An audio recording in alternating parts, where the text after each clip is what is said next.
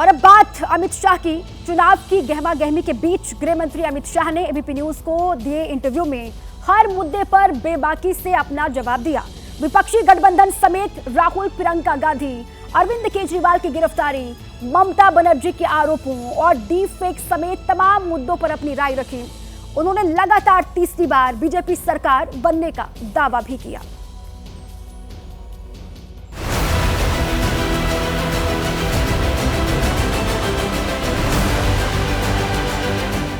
माहौल चुनावी है, लिहाजा वादों और दावों का दौर भी जारी है। बीजेपी के चाणक्य माने जाने वाले दिग्गज नेता और केंद्रीय गृह मंत्री अमित शाह ने एबीपी न्यूज से एक्सक्लूसिव बात। पत्र में हमने स्पष्टता से कहा है, समय आ गया है कि पूरे देश में यूसीसी लगाएगा। अमित शाह ने इस दौरान मतदान से लेकर संविधान और राम मंदिर जैसे मुद्दों पर बेबाकी से राय जाहिर की।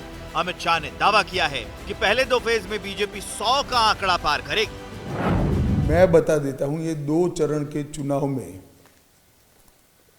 भारतीय जनता पार्टी और साथी दल 100 का आंकड़ा पार करके बहुत आगे निकल चुके हैं और हम निश्चित रूप से एनडीए 400 पार करने जा रही है। मोदी जी तीसरी बार प्रधानमंत्री बनने जा रहे हैं।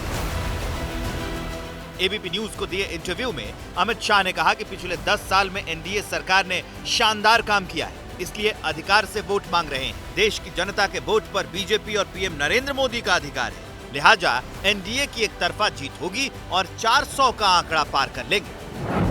नरेंद्र मोदी जी ने 130 करोड़ लोगों के सामूहिक आत्मविश्वास को जागरूक करने में बहुत बड़ी सफलता प्राप्त की है।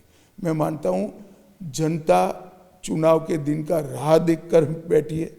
डिब्बे खुलने दीजिए, एक तरफा एनडीए के पक्ष में वोटिंग होगी। अमेठी और रायबरेली सीट से गांधी परिवार के चुनाव न लड़ने पर अमित शाह ने कहा है कि कांग्रेस ने जनता का मूड भांप लिया है, लिहाजा हार के डर से गांधी परिवार परंपरागत सीट छोड़कर भाग गया। सालों से वो वहां लड़ रहे हैं, अब हार भी रहे हैं, फिर से एक बार हारेंगे, इसीलिए तो लड़ने नहीं गए। वरना इतनी बड़ी पार्टी के 2 शीर्ष नेता क्यों कंफ्यूज है, मुझे बताइए तो। नामांकन भी शुरू हो गया क्योंकि आत्मविश्वास नहीं है। इसमें कोई बदलाव नहीं होता है भाई। राहुल गांधी लड़ेंगे तो फिर से स्मृति जी जीत कर आएगी। खुद के एक पुराने भाषण को डॉक्टर्ड कर सोशल मीडिया पर वायरल किए जाने के मामले में अमित शाह ने कहा है कि विपक्ष ने हताशा में ये काम किया, लेकिन जनता सब कुछ जानती है। धीरे धीरे जनता हर व्यक्ति की विश्वसनीयता को जानती है। तो पार्टी की पॉलिसी इस तरह से तोड़ मरोड़ कर रखने से कोई गेन कर लेगा, एक कांग्रेस और राहुल गांधी के अलावा कोई नहीं सोच सकता। आप फेक वीडियो बनाओगे और केस होगा, फिर कहोगे कि एजेंसियां छोड़ दी है। चलिए, तो जनता सब जानती है। चुनाव में आरक्षण का जिन्न फिर बाहर आ गया है, लिहाजा एबीपी न्यूज पर अमित शाह ने आरक्षण के सवाल पर कहा कि कांग्रेस ने आरक्षण से छेड़छाड़ की, धर्म के आधार पर आरक्षण को हम नहीं मानते। रिजर्वेशन के साथ, आरक्षण के साथ किसी ने छेड़खानी की है तो अपनी वोट बैंक की राजनीति के कारण कांग्रेस पार्टी ने की। हम धर्म के आधार पर आरक्षण को नहीं मानते हैं, एक गैर संवैधानिक है और कांग्रेस ने एक गैर संवैधानिक कृत्य किया। दिल्ली के सीएम अरविंद केजरीवाल की गिरफ्तारी के बाद आम आदमी पार्टी के आरोपों को सिरे से खारिज करते हुए अमित शाह ने कहा है कि आम आदमी पार्टी ने जनता को शुरू से ही धोखा दिया है। राजनीति से दूर रहने का ऐलान करने वाली पार्टी आखिरकार इससे जुड़ी और भ्रष्टाचार के अलावा कुछ नहीं किया। इन्होंने कहा था हम कभी राजनीति में नहीं आएंगे, हम भ्रष्टाचार के खिलाफ लड़ने वाले लोग हैं, हम राजनीतिक दल नहीं बनाएंगे। अन्ना बेचारे रह गए साइड पर, इन्होंने दल बना दिया। खुद भ्रष्टाचार के मुकदमे में धर लिए गए।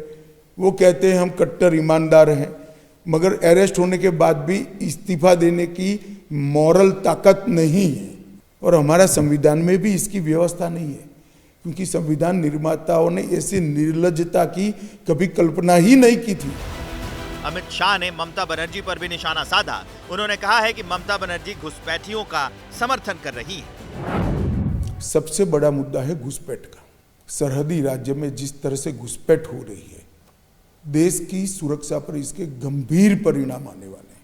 और ममता बनर्जी की सरकार आंख मूंद कर उसको समर्थन कर रही है अपनी वोट बैंक बढ़ाने के लिए। शरणार्थी आए हैं, इनको नागरिकता मिले, इसमें ममता बनर्जी को तकलीफ क्या है? एक ही तकलीफ है कि घुसपैठियों की उनकी वोट बैंक नाराज होती है। अमित शाह ने ईवीएम, इलेक्टोरल बॉन्ड समेत कई अहम मुद्दों पर अपनी राय रखी। उन्होंने यूसीसी को लेकर भी ऐलान किया है कि बीजेपी सरकार हर हाल में इसे पूरे देश में लागू करेगी।